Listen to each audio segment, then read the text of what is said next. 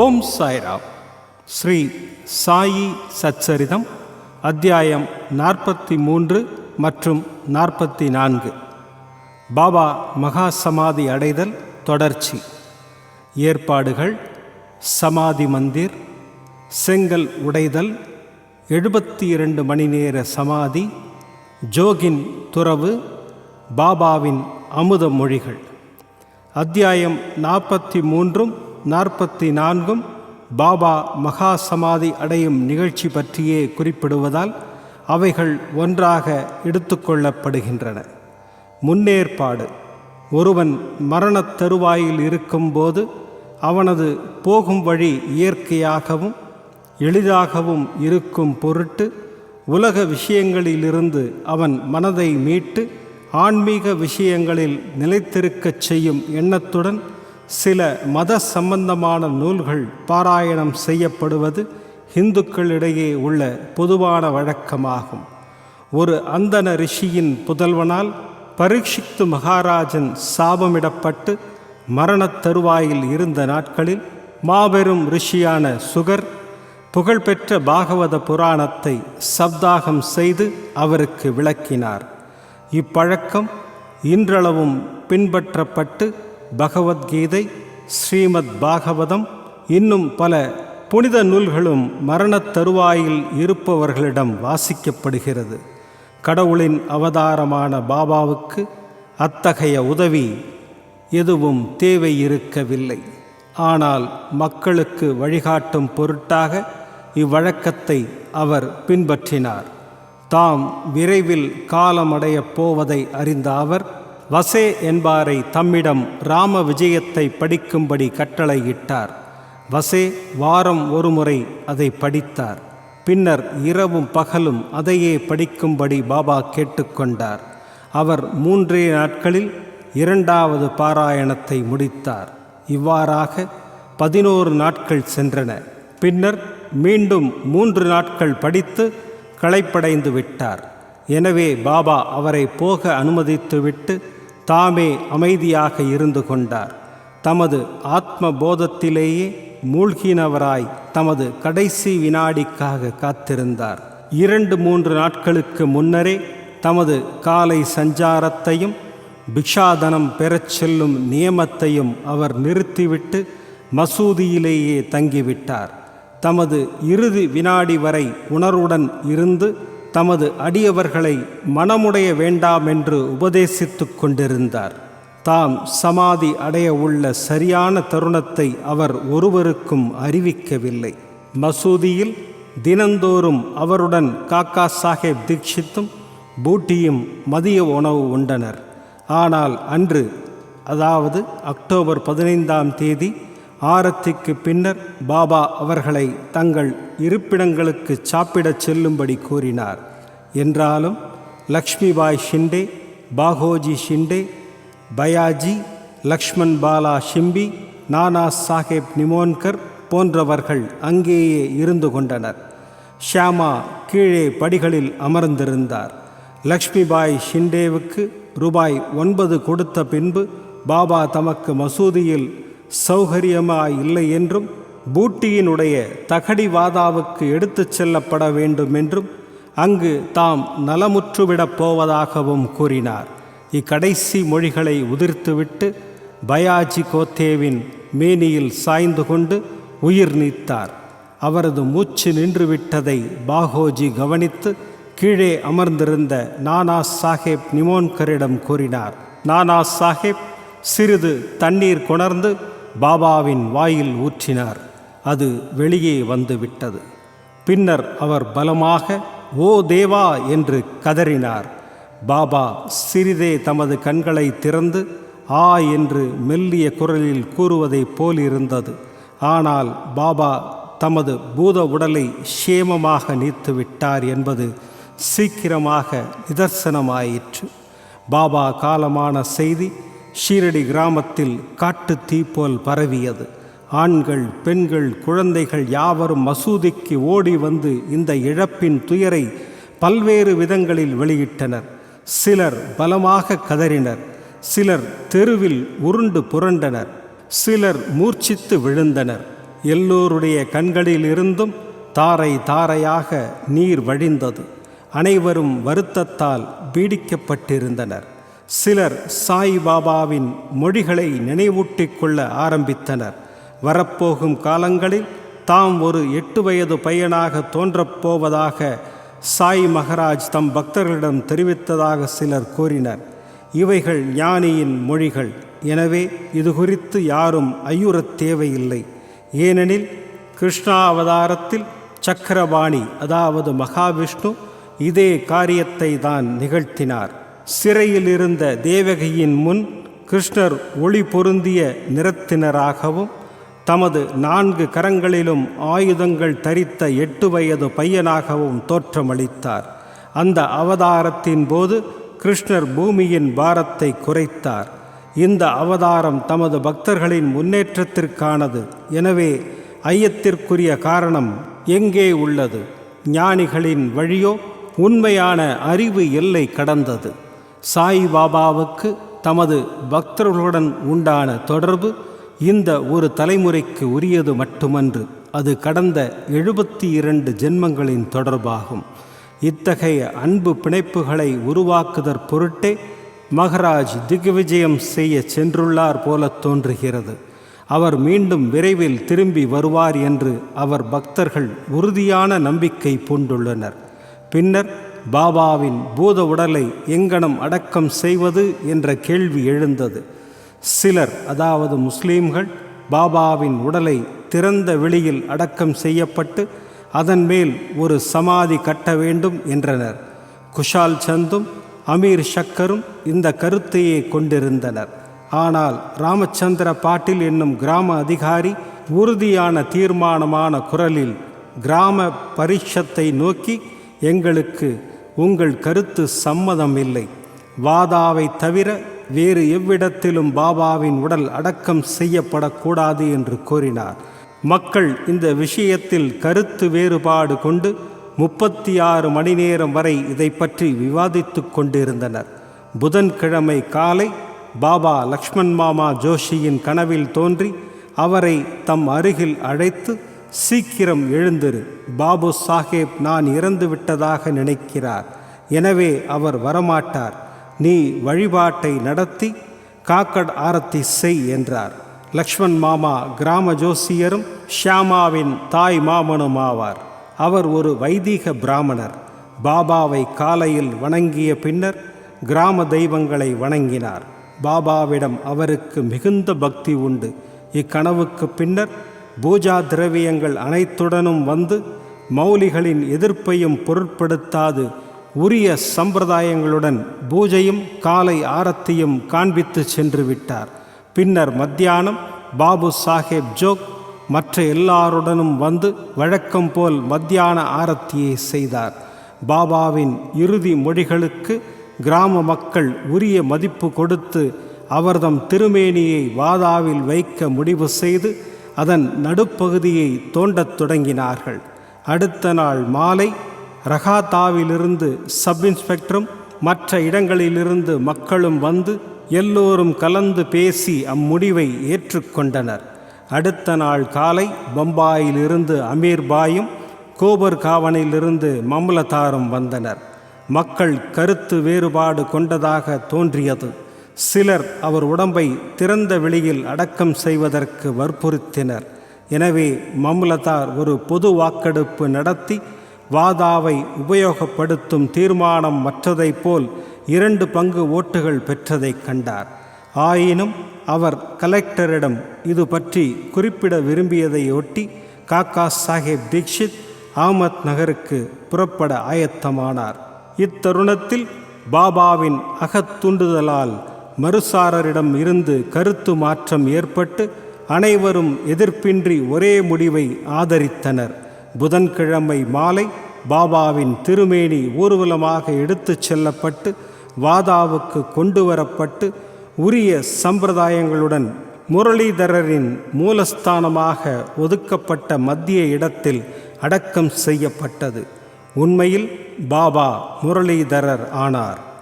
எங்கே அவ்வளவு அதிகமான பக்தர்கள் அமைதியும் சாந்தியும் தேடிச் சென்றார்களோ, சென்று கொண்டிருக்கின்றார்களோ அத்தகைய கோவிலாகவும் புனித ஆலயமாகவும் வாதா திகழத் தொடங்கியது. பாபாவின் இறுதிச் சடங்குகள் யாவும் பாலா சாஹேப் பாட்டேயாலும் பாபாவின் ஒரு பெரும் அடியவரான உபாசனியாலும் நிறைவேற்றப்பட்டது.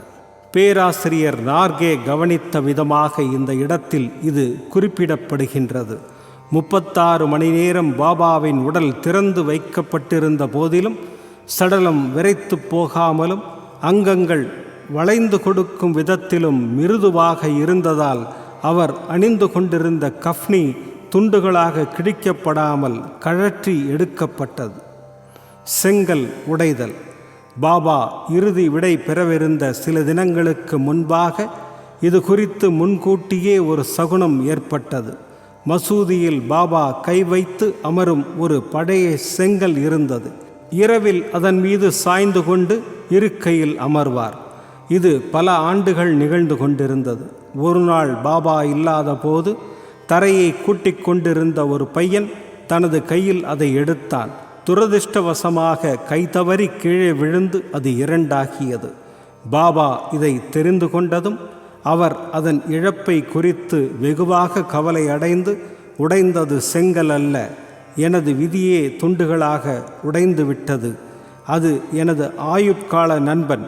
அதன் ஸ்பரிசத்துடன் நான் எப்போதும் ஆத்ம தியானம் செய்தேன். அது என் உயிரைப் போன்றது, அவ்வளவு பிரியமானது. இன்று அது என்னை விட்டு நீங்கிவிட்டது என்று புலம்பி அழுதார். செங்கலை போன்ற ஒரு ஜடப்பொருளுக்கு பாபா ஏன் இவ்வளவு வருத்தப்பட வேண்டும் என்று சிலர் கேட்கலாம். இதற்கு ஹேமத் பந்த், ஞானிகள் இவ்வுலகில் ஆதரவற்றோரை காப்பது என்ற முக்கியமான நோக்கத்துக்காகவே அவதரிக்கிறார்கள். அவதரித்த உருவில் மக்களுடன் கலந்து அவர்களைப் போலவே இயங்கும்போது அந்த மக்களைப் போலவே வெளிப்படையாக சிரித்தல், விளையாடுதல், அழுதல் ஆகியவற்றை செய்தாலும் தமக்குள்ளே அவர்கள் தமது கடமைகளையும் பிறவி எடுத்த நோக்கத்தையும் பற்றி முழுவதும் விழிப்பாயிருக்கிறார்கள் என பதிலளித்திருக்கிறார். 72 மணி நேர சமாதி. இதற்கு 32 ஆண்டுகளுக்கு முன்னால், அதாவது 1886இல் பாபா எல்லைக்கோட்டை, அதாவது ஆயுள் என்ற எல்லையை தாண்ட முயற்சித்தார்.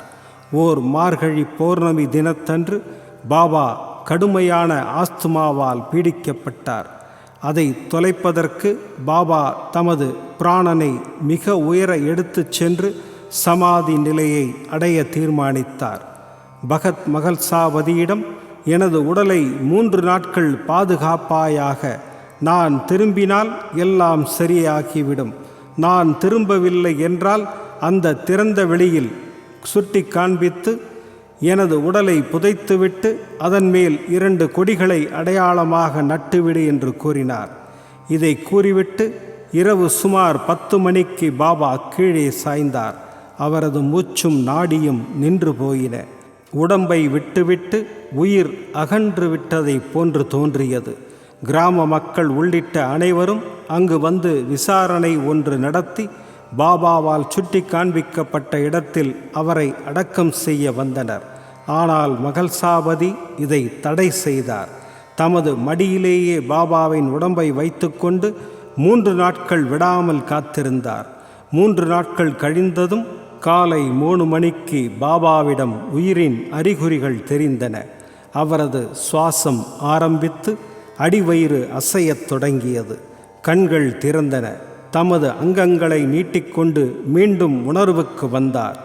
இதிலிருந்தும் மற்ற காரணங்களாலும் வாசகர்கள் சாய்பாபா இத்தனை ஆண்டுகளாக உறைந்த 3.5 முழ அளவான உடலை கொண்டவர்தானா, அதை விட்டுவிட்ட பிறகு அவர் நீங்கிவிட்டாரா, அல்லது அகத்தே உறையும் ஆத்ம வடிவாக விளங்கினாரா என்று தீர்மானித்து கொள்ளலாம்.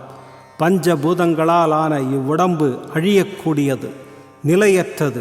ஆனால் அதனுள் இருக்கும் ஆன்மாவே பரம்பொருள். அதுவே அழியாததும் நிலையானதுமான பரிபூர்ண உண்மையாகும். இப்புனித மெய்மை உணர்வு நிலை அல்லது பிரம்மமே மனத்திற்கும் புலன்களுக்கும் அதிபதியாகவும் ஆட்டுவிப்போராகவும் உள்ள சாயி என்ற பரம்பொருள். இப்பரம்பொருளாகிய சாயியே அண்ட பேரண்டங்களிலும் இடைவெளி இல்லாமல் வியாபித்திருக்கிறார். குறிக்கோளை நிறைவேற்றுவதற்காக இவ்வுடம்பை எடுத்துக்கொண்டார். தமது குறிக்கோள் நிறைவேறியதும் தமது அழியும் உடம்பை துறந்துவிட்டு தமது வரையறையற்ற பண்புக்கூற்றை அடைந்தார். கடவுள் தத்தர், கனகாப்பூரைச் சேர்ந்த ஸ்ரீ நரசிம்ம சரஸ்வதி போன்ற முந்தைய அவதாரங்கள் போலவே சாயி எப்போதும் வாழ்கிறார். அவரது மரணம் ஒரு புறத்தோற்றமே தவிர உயிருள்ளவற்றிலும் ஜடப் பொருட்களிலும் நிலை பெற்று ஆதிக்கம் செலுத்தி அவைகளை கட்டுப்படுத்துகிறார். இது இயல்பானதே. இப்போதும் கூட தங்களை தாங்களே முழுமையும் சரணாகதி அடைவோரும் அவரையே முழுமனதாக பக்தியுடன் வணங்குவோருமாகிய பலரும் அனுபவபூர்வமாக இதை உணரலாம். பாபாவின் ஸ்தூல உருவத்தை நாம் தற்போது காண இயலாவிடினும் இப்போதும் கூட ஷீரடிக்கு செல்வோமானால் மசூதியில் அவரது அழகான தத்ரூபமான சித்திரம் காட்சியளித்து கொண்டிருப்பதை பார்க்கலாம். பாபாவின் புகழ்பெற்ற அடியவரும் சித்திரக்காரருமான ஷாம்ராவ் ஜெயக்கரால் இந்த ஓவியம் வரையப்பட்டது. கற்பனை வளம் பக்தியுள்ள பார்வையாளர்களுக்கு இப்படம் இன்றும் பாபாவின் தரிசனம் தரும் திருப்தியை அளிக்கிறது. பாபா இப்போது உடல் உருவில் இல்லையாயினும் அவர் அங்கும் எங்கும் இருந்து அவர் பூத உடலுடன் இருந்த சமயம் எவ்வாறு பக்தர்களை நலமுடன் ஆதரித்தாரோ அவ்வாறே இப்போதும் அருள் செய்கிறார். பாபாவை போன்ற ஞானிகள் மனிதர்களைப் போன்று தோன்றினாலும் இறப்பதே இல்லை.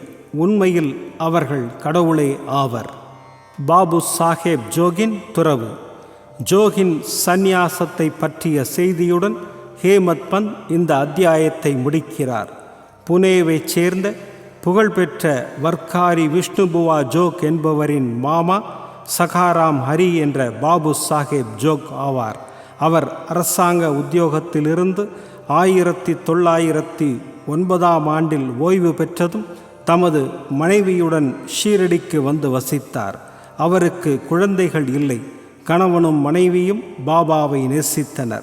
பாபாவை வழிபடுவதிலும் அவருக்கு சேவை செய்வதிலும் தங்கள் முழு நேரத்தையும் செலவிட்டனர். மேகாவின் மரணத்திற்கு பின் மசூதியிலும் சாவடியிலும் பாபாவின் மகா சமாதி வரை ஜோக் ஆரத்தி எடுத்தார். சாத்தேவின் வாதாவில் ஞானேஸ்வரியையும் ஏக்நாத் பாகவதத்தையும் மக்களுக்கு படித்து விவரிக்கும் வேலையும் அவரிடம் ஒப்படைக்கப்பட்டது.